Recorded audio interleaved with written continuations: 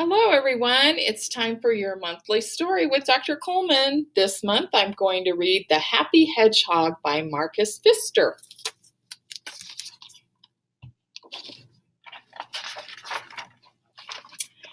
It was a beautiful day, and Miko, the little hedgehog, was feeling completely content. He lay in his garden watching the clouds as they changed shape. They reminded him of a certain animal or plants. Miko loved his garden. He knew every flower, all the herbs, and even all the weeds by name. More than just their names, though, Miko knew about all their healing powers. The little hedgehog also knew all the animals who lived there, the reptiles, the mammals, the amphibians, even the insects. Above all, he knew the birds by sight and by their songs.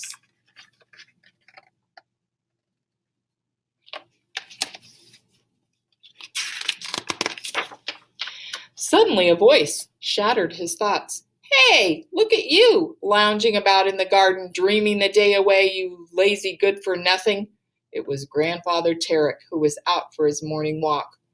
"The youth of today are simply useless," said Tarek. "When I was a boy, it wouldn't have occurred to me to sit around all day long, staring into space. You should do something." "But Grandfather, I am doing something," answered Miko. "I'm watching the clouds and observing the plants and ridiculous. That's absurd, wasting your time squatting in the grass, sniffing the flowers. You should take advantage of your youth to accomplish something important so you will be happy."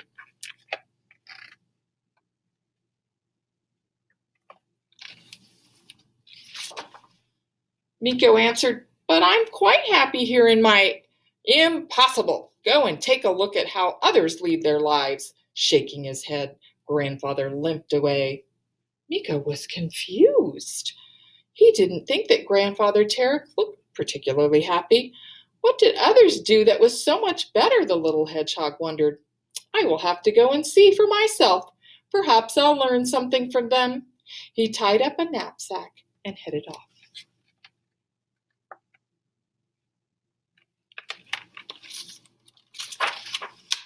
Suddenly, a tortoise sped by Miko. "Hey, Tortoise, wait a minute," called Miko. "Why are you running?" "I'm in training," she panted. "Training for what?" asked the little hedgehog.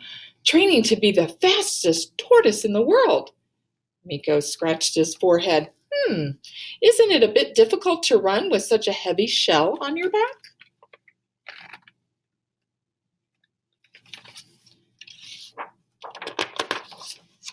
"Of course it is," said the tortoise. "That's why I have to keep on training. But if I become the fastest tortoise in the world, I will be famous and happy." That sounded good to Miko. "Let me run with you," he said, and so the two took off. But Miko soon gave up. He was completely worn out. The tortoise just kept on running. She didn't even look back. "Oh dear," thought Miko. "Running can be fun, but not like this." He rested for a moment, then continued on his way at a slower pace.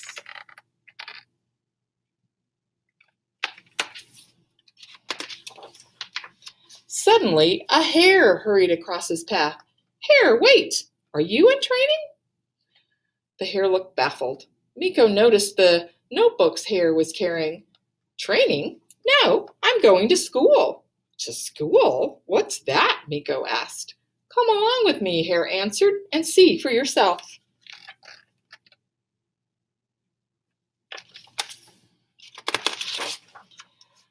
"All right," said Miko, and followed the hare to school. Miko hid behind a tree and watched. The teacher taught addition, subtraction, geography, and penmanship. Miko couldn't understand a word. During playtime, he found Hare. "Did you understand all those things that the teacher was talking about?" "Are you kidding me? I understood absolutely nothing," the hare answered. "I just memorized everything.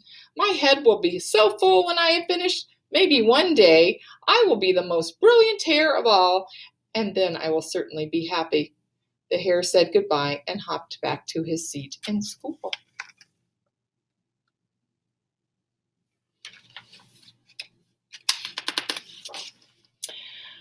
Miko slipped away. He thought, it is great fun to learn new things, but just memorizing without really understanding them is not what I want.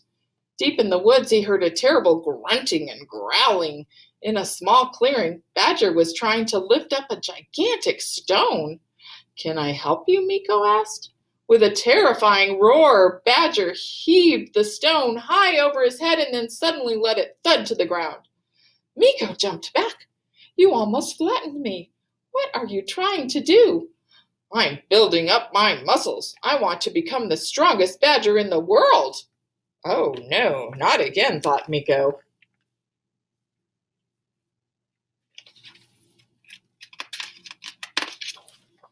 "Why would you want to become so strong?" asked Meeko. "What do you mean, why? If I'm the strongest in the world, then everyone will respect me. I wouldn't be afraid of anyone, and that would make me very happy." Meeko thought this over. There were certainly advantages to being strong.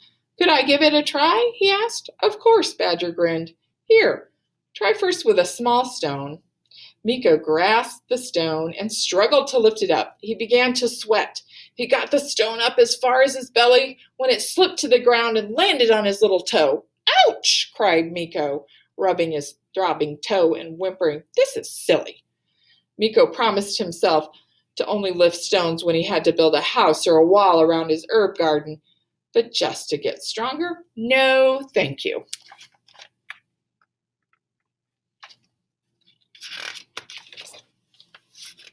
Meeko said goodbye to the badger and hobbled to the edge of the woods. There he saw a trail of ants. Fascinated, he watched the busy animals scurrying here and there. At first glance, it seemed pointless, but when Meeko looked closer, he saw that each ant seemed to have a purpose and knew exactly where it was going. "What are you doing?" he asked them, but the ants were so busy they didn't even hear him. His grandfather was right. All the animals were busy and ambitious. They wanted to become fast and smart and strong so they would be happy. But it seemed to Meeko that while they were striving, they weren't enjoying life at all.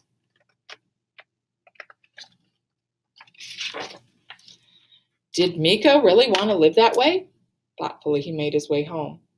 When he arrived back at his garden with the singing birds, the beautiful plants, and the passing clouds, a wave of contentment washed over him. "No, I don't want to be the strongest," he thought, "or the cleverest, or the fastest. Why make myself miserable just to be happy in the future when I'm already happy? The way I am, here at home, in my garden."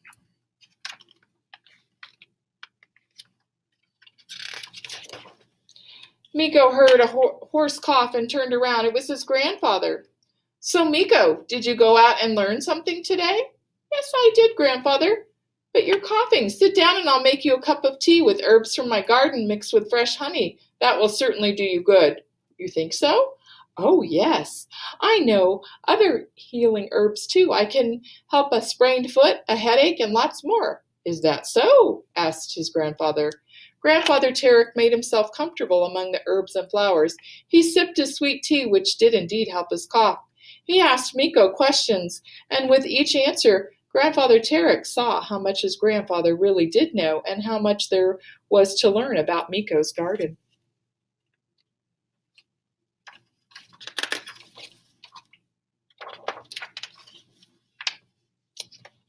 The end. I hope you enjoyed The Happy Hedgehog.